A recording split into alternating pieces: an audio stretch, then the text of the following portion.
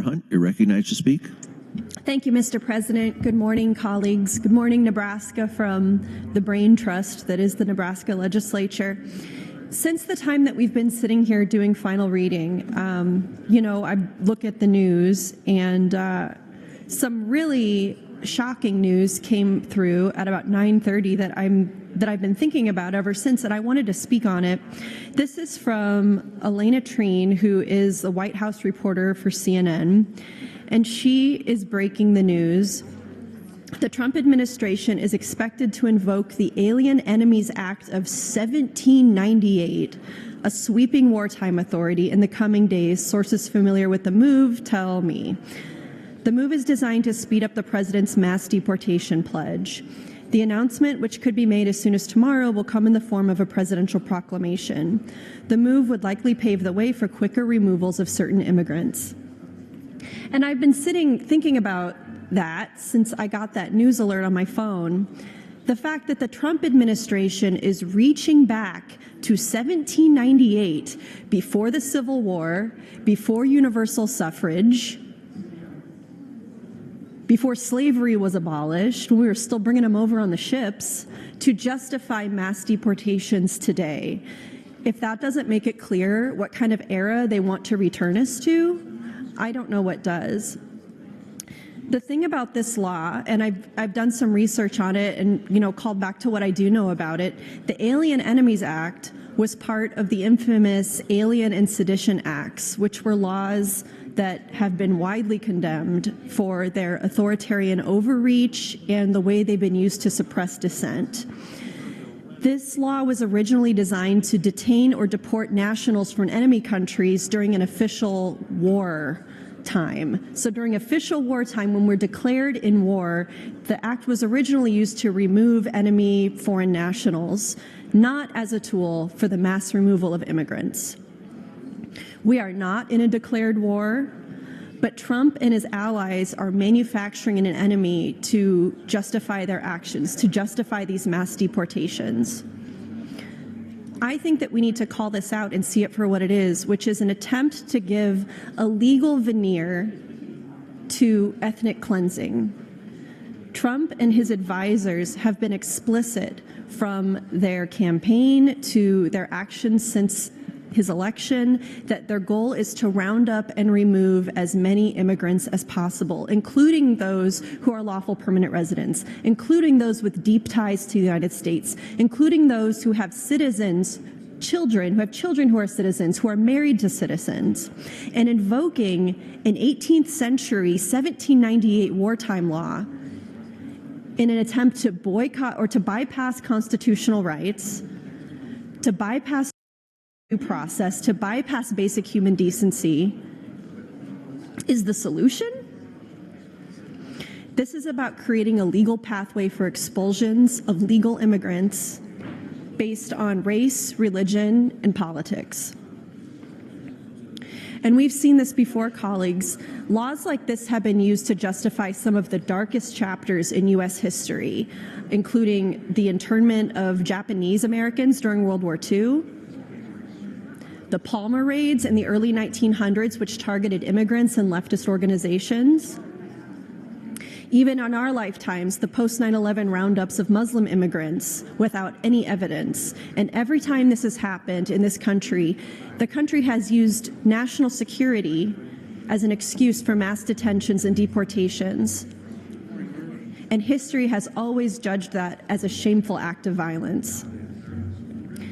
I think that this can be fought. I don't think it will be fought. Congress can move to limit or repeal the law. State and local governments can refuse to cooperate. That's what Nebraska ought to do. And we know that legal challenges will come to this if this happens, but the courts have failed before. So public resistance is essential, Nebraskans. We have to ask ourselves what we're willing to do in the cause of safety for our neighbors and friends. Thank you, Mr. President. Senator Hunt, you're recognized to speak. Thank you, Mr. President. Colleagues, I don't need time to reflect, and it's not my intention to take a bunch of time. It's my intention to raise up an issue happening at the national level that's of interest to Nebraskans and then say my piece and be done with it, which I would do at any time on any bill. This is just the news that was breaking today about the Trump administration expected to invoke the Alien Enemies Act of 1798 to remove immigrants from our country. Donald Trump is dusting off an archaic authoritarian law from the years when we were still bringing slaves over on ships because he knows that his policy goals can't stand up to legal scrutiny. That alone should be terrifying. If we let this happen, if we let an administration invoke laws from an era of slavery and disenfranchisement to allow mass deportations of immigrants, we are saying that the most brutal parts of our country's history are up for revival. And it's already happening today. What's happening to Mahmoud Khalil and the Trump administration's move to invoke the Alien Enemies Act of 1798 are deeply connected. This isn't just about deportation or national security. It's about normalizing and accepting the state's ability to strip people of their rights, their legal status, and even their physical freedom based on who they are, what they believe, where they're from, and what their political beliefs are. Mahmoud Khalil, I talked about yesterday, is a permanent U.S. resident with due process rights, yet he was arrested in his own home by plainclothes DHS officers. He was disappeared into ICE detention away from his wife, who's a U.S. citizen, who's 8 months pregnant, and his legal status was revoked, all because of his political activism, all because he led protests, which are protected under the First Amendment, at Columbia University in support of the Palestinian cause. This law was designed for wartime.